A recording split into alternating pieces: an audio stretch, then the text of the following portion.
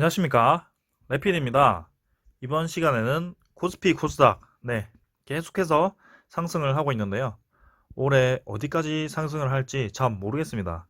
그래서 코스피 코스닥 이 증시가 어, 어떤 위험이 있을지, 그리고 어디까지 올라가야 되는 게 맞는지 한번 좀 고찰을 해보도록 하겠습니다. 일단 코스피는 120포인트 올라서 4%가 올랐고요. 3152포인트 도달했습니다. 지금 삼성전자 그리고 현대차 그룹을 비롯해서 배터리 관련주, 그리고 카카오 네이버, 반도체 관련주 막 이렇게 계속해서 올랐던 종목들이 꾸준히 수급이 몰리면서 이 시총이 높은 종목 위주로 상승을 해버려가지고 증시가 아주 많이 상승을 하였습니다. 근데 실제로는 이 증시에 비해서 많은 종목들이 오르지는 않았고요. 이 2배 이상 오른 종목들은 특히 삼성전자, 그 다음에 현대차 뭐 이런 게 있을 것 같습니다. 그래서 삼성전자가 지금 시가총액이 500조에 달합니다. 이 코스피에서 차지하는 비중이 점점 더 커지고 있기 때문에 참 어떻게 진행이 되는 건지 지금 저도 되게 혼란스러운데요. 올 3월부터 해서 코로나가 부각화되면서 경제가 아주 좋지 않았죠. 그래서 그 경기 민감주가 굉장히 많이 내렸습니다. 그래서 3월에 대부분의 종목들이 이렇게 하이힐 모양을 그리는 차트를 많이 그렸는데요. 근데 그 와중에 이제 바이오주랑 진단키트주들이 이렇게 많이 올랐습니다. 근데 이번에는 이제 코로나 백신이 나온 뒤로부터는 코로나 관련주가 좀 내리고, 그다음에 경기 민감 지수인 반도체 지수가 굉장히 올라가고 있습니다. 근데 공통적인 점은 어, 어떤 종목 하나를 굉장히 많이 올리는 것 같아요. 지금 작년부터 해서 작년부터 해서 한 종목을 거의 뭐 연상, 따상 이런 말이 나올 정도로 굉장히 많은 물량이 몰려가지고 한 번에 뭐 6연상 이렇게 올리는 종목들도 많았고요. 거의 비정상적인 그런 지수 흐름이 많이 보였습니다. 장이 이 개인 투자자들 입장에서는 굉장히 투기적인 그런 장이 굉장히 많이 나왔고요. 이번에도 이 삼성전자 그리고 현대차 이런 게 너무나도 말도 안 되게 많이 올라가는 모습이었습니다. 뭐 아무리 애플카 이런 비전이 있다고 해도 현대차 같은 경우도 애플카는 굉장히 초입 단계에 해당되고요. 아직 확정 단계도 아닌 것이 이제 시작하는 건데 그거를 현대차를 20%나 올릴 정도로 그렇게 시가총액 높은 거를 그 정도의 가치가 있는 건지, 그 다음에 삼성전자 TSMC 그게 이제 실적으로 좀 반영이 되긴 하겠지만 그게 그렇게 높은 반영 그 주가가 한 7, 8% 올랐죠. 그런 정도의 호재인지 참 저도 헷갈립니다. 그래서 이 코스피가 이제는 여러분들 주식 오래 하신 분들도 아시겠지만 이렇게 가파르게 1400포인트부터 3000포인트까지 이렇게 올라가는 거 처음 보죠.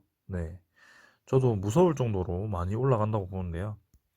원래는 이렇게 좀 올라가다 보면 한 번씩 월봉을 떨어뜨리는 이런 과정도 나오고, 그 다음에 이렇게 한 번씩 박스권을 이어가는 과정도 나야 되고요. 좀 올라가더라도 이렇게 내려가는 과정이 많이 났었는데 이번에는 한 번도 그런 과정이 없이 이렇게 그대로 올라가 버립니다. 공매도 금지라는 그런 이슈가 있긴 했는데 일단 내년 3월에 올해 3월이죠 이제 올해 3월에 그런 공매도 금지가 풀리게 되는데 그때 이후에 어떻게 되는지 한번 보도록 하겠습니다. 일단 제가 좀 준비를 했는데요. 2021년에 주식 시장을 좀 생각을 해보려고 준비를 좀 했습니다. 그래서 일단은 작년부터 해서 위험 자산으로 돈이 계속 몰리고 있습니다. 그래서 이렇게 한국 증시뿐만이 아니고 나스닥, 다우, 그다음에 유럽 증시, 그다음 비트코인 이렇게 아주 그냥 위험 자산으로 계속 돈이 몰리는 경향이 있습니다. 지금 여러분들 비트코인 지금 얼마인지 모르시는 분들이 없을 정도일 것 같아요. 옛날에 뭐 가자 이런 단어가 나올 때 저 2천만 원 올라갈 때만 해도 어떻게 저런 가상화폐가 이렇게 고가치의 가치를 가질 수 있는지, 그리고 그때 고점을 찍고 내릴 때만 해도 역시 이거는 투기판이었다. 이거는 역시 가치가 없는데 억지로 누가 작전을 친 거다라고 생각을 했습니다. 근데 결국엔 다시 이렇게 가파르게 올라가는 시점이 나왔고요. 지금은 4,600만 원을 달리고 있습니다. 이게 참 정상적인 장이 맞는지 저도 궁금해요. 일단 비트코인 같은 경우는 코로나 이슈가 터질 때만 해도 별로 많이 내리지 않았어요. 조금 내리긴 했는데요. 그때 이후에 이렇게 돈이 몰리면서 두 배가 아니죠. 거의 세 배 정도 상승을 하게 됩니다. 코스피도 마찬가지입니다. 지금 2000 요때죠. 네, 요때만 해도 2019년인데 요걸 좀 확대를 해볼까요? 원본을 좀 보겠습니다. 원본을 좀 보면 네, 2018년이죠. 2018년까지만 해도 많이 올랐다고 생각을 했었는데 이제는 그 고점을 넘어서 버렸습니다. 넘어서서 이렇게 가파르게 올라갔고요. 이거는 옛날 사진입니다. 제가 이 영상을 좀 준비를 좀 했었는데 이거를 넘고 나서부터 이제 지금 3150포인트까지 더 올라가 버렸어요. 그래서 지금 굉장히 증시가 활활 타오르고 있다. 비트코인도 그렇고요. 그래서 위험 자산이 왜 이렇게 많이 오르냐 참 궁금합니다. 그래서 경험적으로 봤을 때는 원래는 강한 상승 뒤에는 큰 폭의 하락이 오는데요. 보시면 이렇게 많이 올랐다가 이렇게 내리고 올랐다가 내리고 올랐다가 내리고 이런 식의 과정이 나오는데요. 이번에도 올랐다가 내리는 과정이 나오긴 할 겁니다. 근데 지금 어느 시점에 그렇게 내리는 과정이 나올지 참 모르겠습니다. 그래서 여러분들께 원래 말씀드리려고 했던 게 하락장을 잘 이용하면 돈을 크게 벌 수 있다라고 말씀드리는 거고요. 이 크게 내렸던 이런 아주 말도 안 되게 내리는 그런 장이 나왔을 때 가파르게 반등을 하죠. 근데 원래는 이렇게 코로나처럼 참 특이한 장인데요. 이렇게 반짝 내렸다가 올라가는 그런 장이 별로 없었거든요. 한번 내리기 시작하면 올리는 척 하다가 다시 내려가고 그렇게 바닥을 한 4개월 정도를 기다가 다시 올라가는데요. 이번에는 바닥을 긴다기보다 그냥 바로 V자로 반등을 해버리는 그런 특이한 장이 나왔습니다. 조금 굉장히 특이한 상황이다. 그리고 환율도 보시면 원래는 이제 주가가 좀 내려가면 환율이 올라가고 주가가 올라가면 환율이 좀 내려가는 경향이 있는데요. 그게 반대로 움직이긴 하는데 지금 환율도 바이든 대통령 이슈로 인해서 굉장히 많이 내린 상태다. 그래서 여기 거의 쌍바닥 찍고 이제 1100원을 이제 못 넘고 계속 떨어지는 상태입니다. 달러도 지금 내릴 만큼 내렸고, 네. 그럼 달러에서 나온 돈들이 이 달러도 사실 그 엔화와 같이 좀 안전자산에 속하는데요. 그런 안전자산에서 돈이 자꾸 빠져나와서 이렇게 증시로 들어간다고 보셔도 될 것 같습니다. 그런 상황입니다, 지금. 그래서 그런데 그러면 앞으로 주가가 계속 상승을 할 수 있을까? 라는 생각이 들죠. 근데 고객 예탁금이라고 고객 예탁금을 모르시는 분들도 있을 것 같아서 살짝 찾아봤는데 고객 예탁금은 투자자들이 주식을 사기 위해서 증권회사에 일시적으로 맡겨놓은 예수금을 말합니다. 그러니까 주식 사려고 돈 맡긴 거예요. 그 고객 예탁금이 지금 이것도 제가 좀 원본을 보겠습니다. 너무 작아서요. 원본 보시면 계속 올라갑니다. 지금 제가 얼마 전에 65조를 보고, 와, 정말 많이 들어왔다라고 생각했는데요. 고객의 딱감이 줄었다가 올랐다, 줄었다, 올랐다 하다가 한번 탁 다시 레벨업을 하는 경우가 생기죠. 그래서 69조에 달합니다. 고객의 딱금이. 그만큼 증시에 관심이 많고요. 꾸준히 오랫동안 계속 올라가는 모습이었습니다. 지금 8월부터 해서 계속 쉬지 않고 올라가는데요. 이게 지금 증시가 그만큼 핫하다는 겁니다. 그래서 앞으로도 계속 올라갈 가능성이 있다. 69조가 돈이 계속 몰리면서 올라갈 가능성이 있고요. 사실은 말씀드리고 싶은 게 이 올라가는 이유가 네, 원래는 코로나로 인해서 경제가 아주 지금 멈췄습니다. 얼어버렸는데요. 그 경제를 살리기 위해서 돈을 풉니다. 머니를 풀었는데 그 돈이 이 경제로 안 들어가고요. 원래는 경제 살리라고 들어갔는데 경제로 들어가려니까 자꾸 비접촉을 하라 그러고 네. 그러니까 뭐 격리를 해버리고 하니까 여기로 들어갈 돈이 없어요. 뭐 온라인 뭐 이런 거 있긴 한데 아무래도 들어가는 돈이 적습니다. 그래서 그래 집에 있을 바에 그냥 투자나 한번 해보자. 그래서 주식, 그 다음에 위험자산, 비트코인 이런 데로 자꾸 돈이 몰리는 겁니다. 돈을 자꾸 푸니까 그 푼 돈이 전부 이쪽으로 들어와 버려서 이렇게 계속 유동자금이 엄청나게 불어나 버렸고요. 그 유동자금이 지금 고객의 탁금으로 그대로 다 불어나는 상황입니다.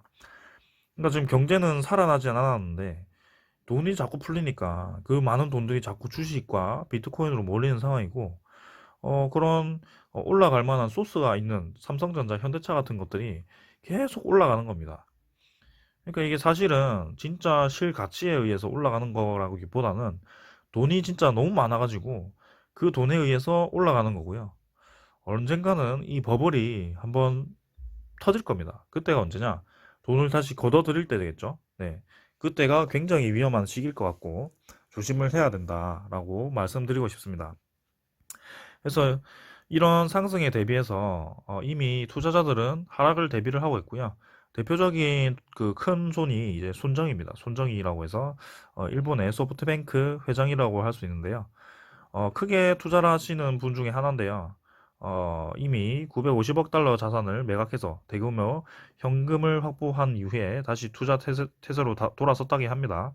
그러니까 이 사람도 일찌감치 증시가 많이 올랐다. 이런 위험 자산이 많이 올랐기 때문에 이제 경기 회복 이런 것 때문에 결국에는 증시가 거품이 빠지면서 경기로 다시 돈이 들어갈 거라고 예상을 좀 했는데 오히려 그렇기보다는 계속 몰려서 이렇게 돈이 올라가는 현상이 보이니까 좀 빼놓은 거에서 다시 들어가는 그런 현상이 나오고 있다라는 겁니다. 일단 투자자들도 계속 경계를 하고 있긴 합니다. 뭐 워렌 버핏이 아니죠. 짐 로저스 이런 사람들은 계속 대폭락을 얘기를 하고 있는 상태인데요. 저도 언젠가는 한번 조만간 크게 한번 내릴 때가 올 거라고 지금 생각을 하고 있는데 요새 올라가는 거 보면 참 모르겠습니다. 요새 고객의 탁감도 그렇고요. 뭐 어디까지 이 증시를 올릴지는 이 투자자들의 네, 마음인 것 같아요. 그래서 그 돈이 빠지기 위한 탁 그 뭐라고 하죠? 한번 시그널이 한번 터질 때 그때가 시작이 아닐까라고 생각되네요. 그래서 그때는 정말 급하게 급락이 나올 가능성이 클 것 같고요. 네, 조심해야 될 시기가 오고 있긴 합니다. 확실히. 일단은 네, 부정적인 것보다 긍정적인 상황이 더 있습니다. 지금은 올해 중국 증시에서 돈이 좀 빠집니다. 안 그래도 한국 증시, 미국 증시, 유럽 증시 이렇게 돈이 계속 몰리는데 중국 증시 원래 있던 데에서 돈이 다 빠져나오니까 그 돈들이 또 어디로 가겠습니까? 신흥국으로 가겠죠. 그래서 한국이 굉장히 주목을 받고 있는 상황이고요. 내년에는 증시에서 최소 7,220달러가 780조 원이 주식 보호 예수가 풀린다고 합니다. 중국에서. 지금 중국을 계속 미국에서 제재를 하고 있는 상황이고 한국, 유럽 등과 합쳐서 이렇게 같이 제재를 하는 상황에서 중국의 보호 예수가 풀린다면 이 많은 돈들이 빠져나올 가능성이 크다고 봅니다. 그래서 보호 예수 물량이 집중되는 시기가 이제 내년 2, 4분기 그리고 3, 4분기라고 하는데요. 1분기 3월까지는 괜찮고 이제 4월, 5월, 6월에 조금 중국 증시가 빠질지 않을까라는 생각입니다. 그리고 하나 추가로 해서 MSCI 중국 기업 지수가 제외가 됐죠. 이 미국이 중국을 제재하면서 중국 기업 지수를 이 MSCI에서 제외를 시키게 됩니다. 그래서 그 지수 비중이 있죠. 나라마다 비중이 있는데요. 중국이 4.9%를 차지하는 상황에서 여기서 이제 좀 빠져나올 거다. 그런 자금이 이제 신흥국으로 쏠릴 거고요.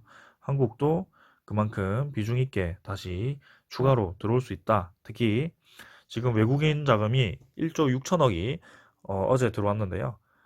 그 1조 6천억에 들어온 이유도 이제 2월에 MSCI 리밸런싱이 있습니다. 한국이 그 리밸런싱을 대비를 해서 미리미리 큰 대규모 그 대장주 위주로 미리 먼저 선점한 게 아닌가라는 생각이 들고요.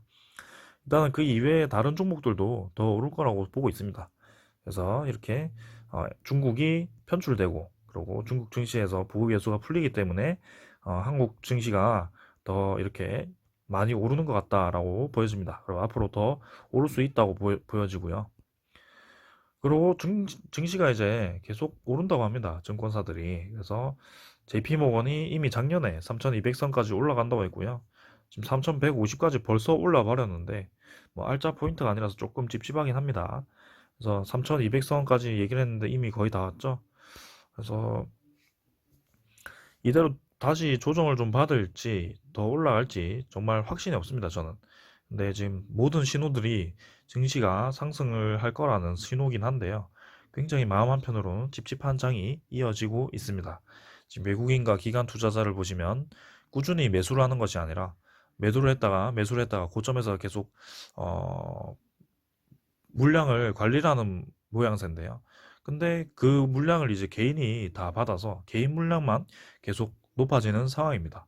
그러니까 신용자금들을 써서 이제 많이 들어왔는데요. 증시가 한번 내리기 시작하면 그 신용 반대 매매가 나오면서 굉장히 증시가 급하게 내려갈 가능성이 있다.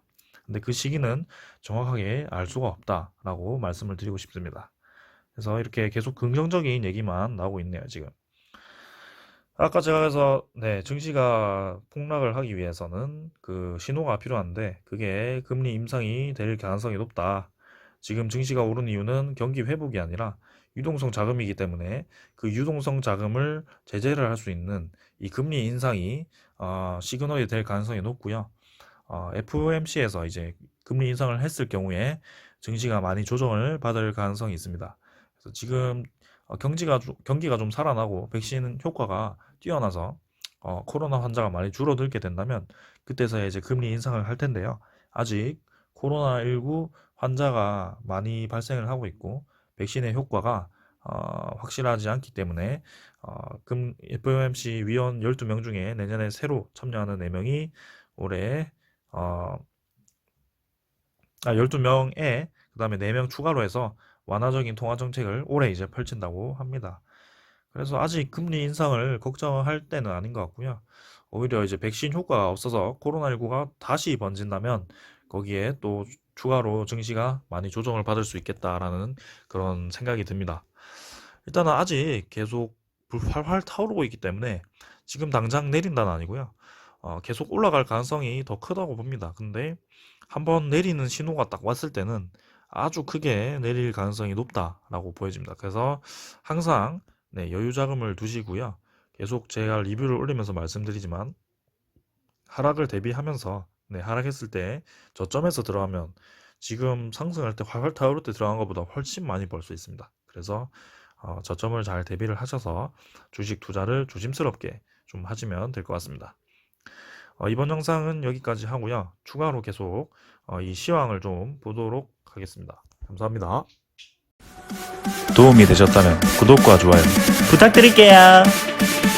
홀리